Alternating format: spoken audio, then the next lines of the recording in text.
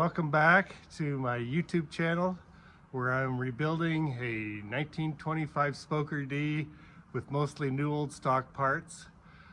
Today I'm going to be doing an episode on repairing some of the wheels. So I had this one wheel that had a hub in it that was stripped out in the splines, and then I had another wheel that had this hub in it and it was bolted in, and the splines look almost new, like they've never been used. There's still paint down in there and it looks like brand new splines. So what I'm attempting is to put this hub in that wheel, and without cutting any of the spokes,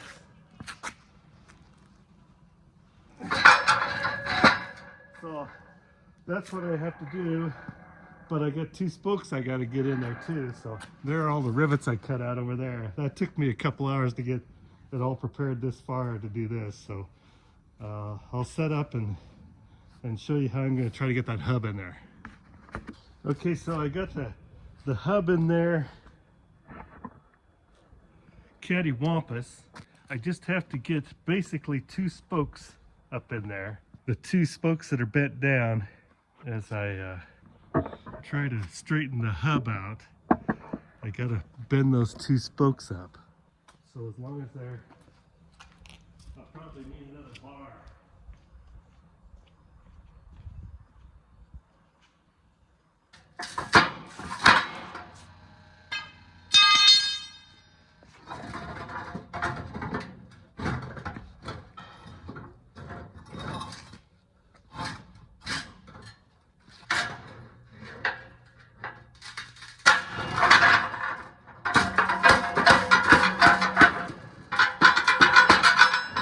Take out the old hub.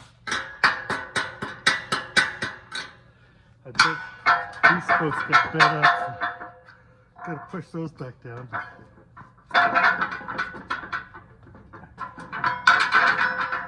Oh, we're getting close. It doesn't seem to be that tough of a chore.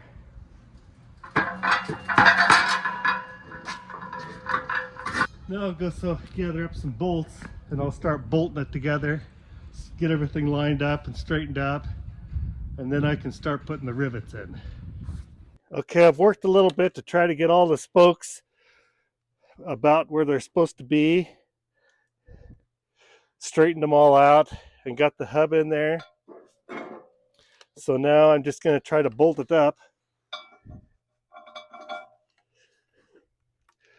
get some bolts started. Luckily they don't bend that hard.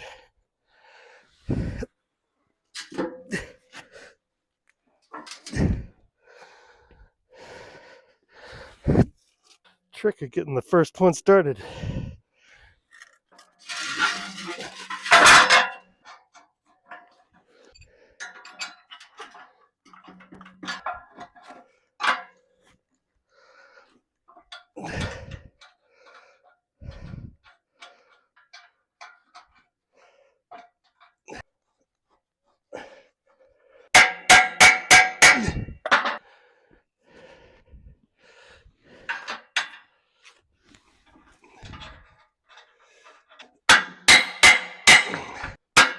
Well,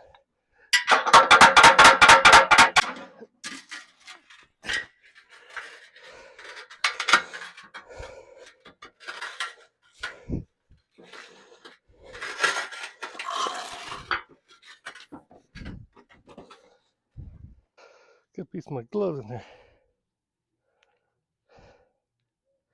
That bolt's a little bent. I suppose it'll hang up.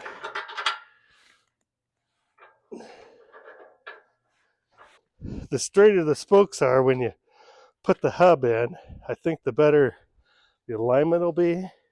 Looking across through those holes, looks like I'm pretty darn close.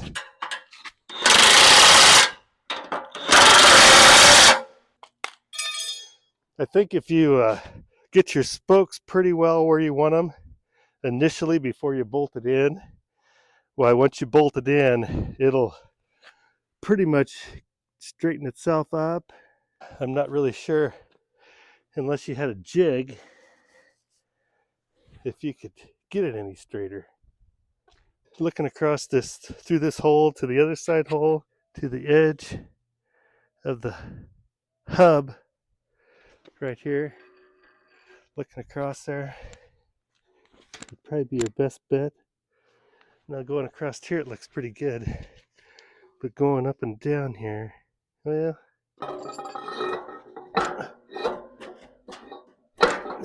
change it much. Yeah, that's pretty close though. That's just dead on right there across.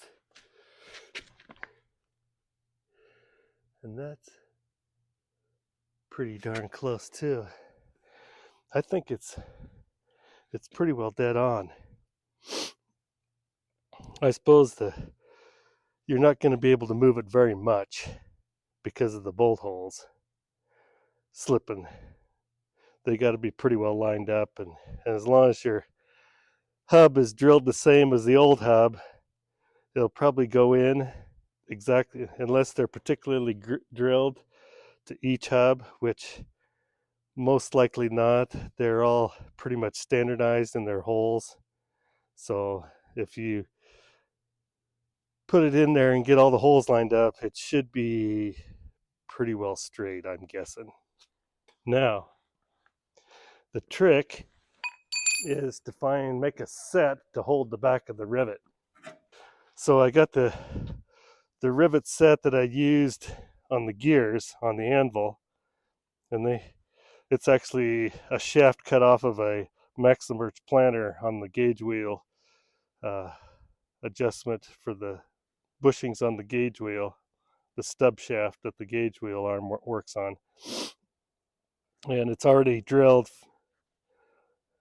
1/2 inch threaded on the ends.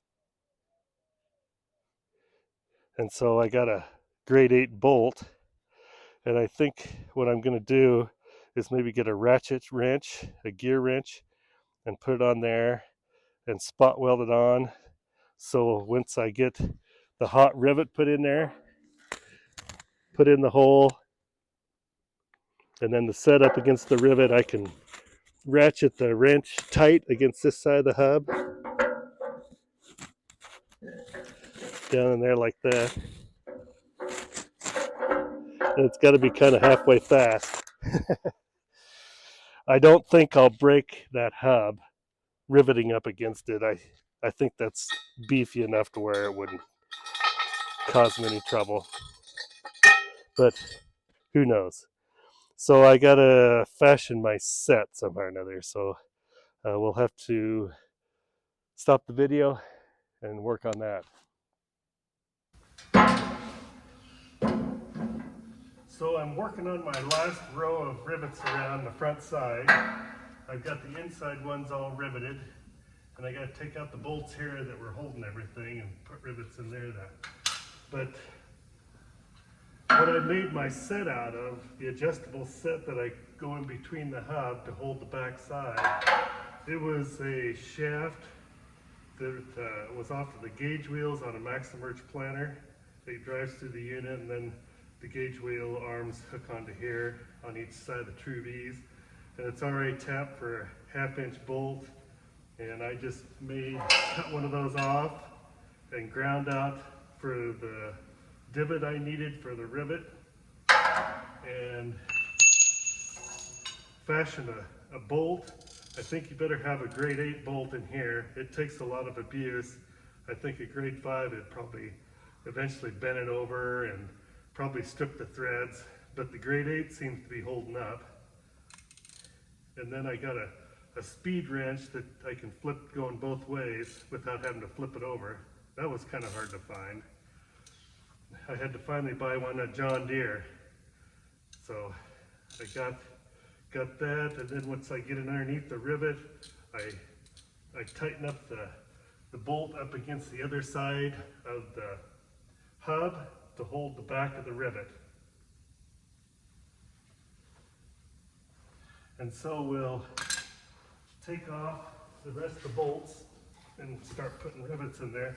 And then on the back side, to support the lower edge of the bottom side of the hub, I made a block that holds, that the hub can sit on. This is cut out for the actual spline part of the hub to fit into, but this way I can support the back end of the hub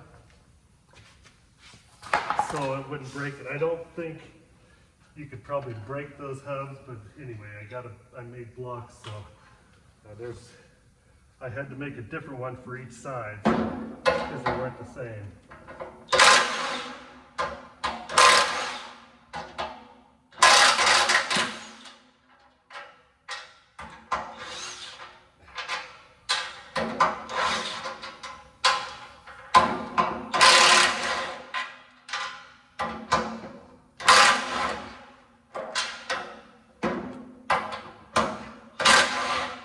So I got my rivet gun ready, and gonna start heating up the rivets to put them in. I got the pliers and the striker, and let's see if I can get one in there.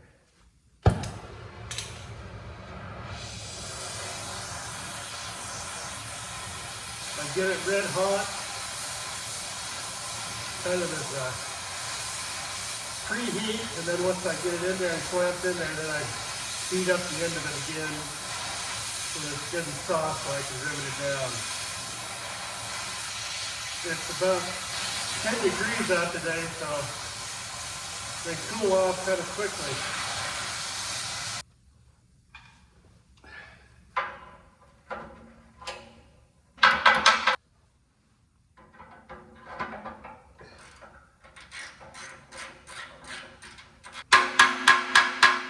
Kind of a problem to get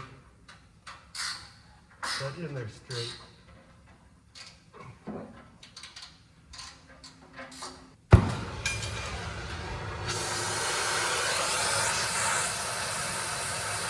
I heat it so it's just to the point of melting in spots.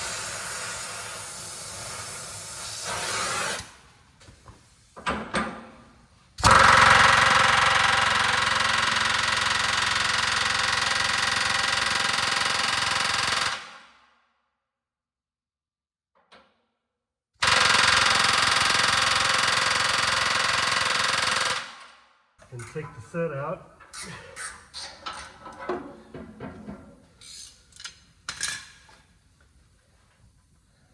Looks like it's good and tight.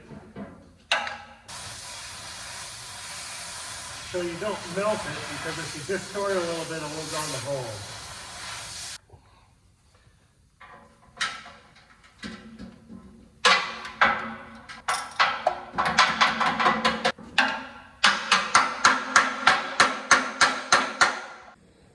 So in the words of the famous actor from Caddyshack, Bill Murray, that's all she wrote. Got all the rivets in.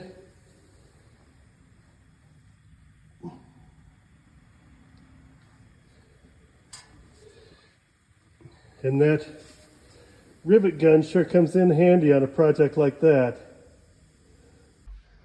Well, that's it for that wheel. It probably took me about a day to do all that, but I did a lot of experimenting with the rivet set and how to do this and that and how to get the hub in there.